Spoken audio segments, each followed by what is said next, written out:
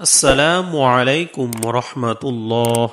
সুপ্রিয় দিনী ভাই ও বোনেরা, আজকের ভিডিওতে আপনাদেরকে জানাবো যারা নামাজ পড়লেও যাদের নামাজ কবুল হয় না এবং যাদের নামাজ 40 দিন পর্যন্ত কবুল হয় না, ওই সকল ব্যক্তি কারা। ইমানের পর নামাজ হলো ইসলামের প্রধান এবাদত। আল্লাহ তাআলা মানুষের উপর প্রতিদিন 5 ওয়াক্ত নামাজ ফরজ বা আবশ্যক করেছেন, আর এই নামাজকে যথাসময়ে আদায় করাও আবশ্যক করেছেন। আবার কোনো ব্যক্তির ইচ্ছাকৃত নামাজ ছেড়ে দেওয়াকে কুফরি কাজের সঙ্গে তুলনা করেছেন স্বয়ং বিশ্বনবী সাল্লাল্লাহু আলাইহি সাল্লাম। অথচ এমন অনেক মানুষ আছেন যারা আল্লাহর হুকুম পালনে নামাজ আদায় করেন ঠিকই, কিন্তু তাদের নামাজ কবুল হয় না। হাদিসে পাকে প্রিয় নবী সাল্লাল্লাহু আলাইহি সাল্লাম এরকম 3 শ্রেণীর ব্যক্তির কথা উল্লেখ করেছেন। রাসূল সাল্লাল্লাহু আলাইহি সাল্লাম বলেন, 3 ব্যক্তির নামাজ তাদের কান অতিক্রম করে না। পলাতক কৃতদাস, যতক্ষণ না সে ফিরে আসে।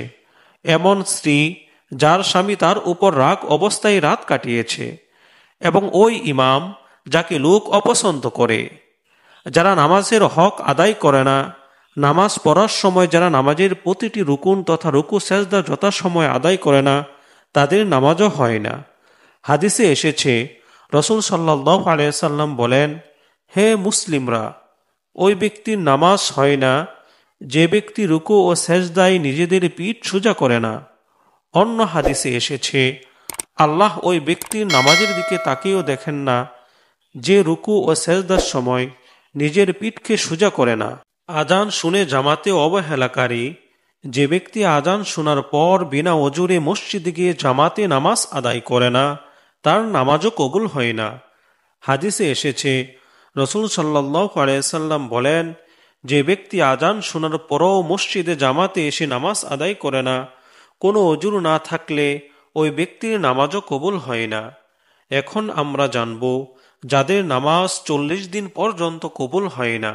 কোনো ব্যক্তি গণককে হাত দেখালো নিজের জীবনের ভালোমন্দ জানার আগ্রহ নিয়ে, ওই ব্যক্তির 40 দিনের নামাজ কবুল হয় না। আর যদি গণকের কথায় বিশ্বাস স্থাপন করে, তবে ওই ব্যক্তি ঈমানহীন হয়ে যাবে।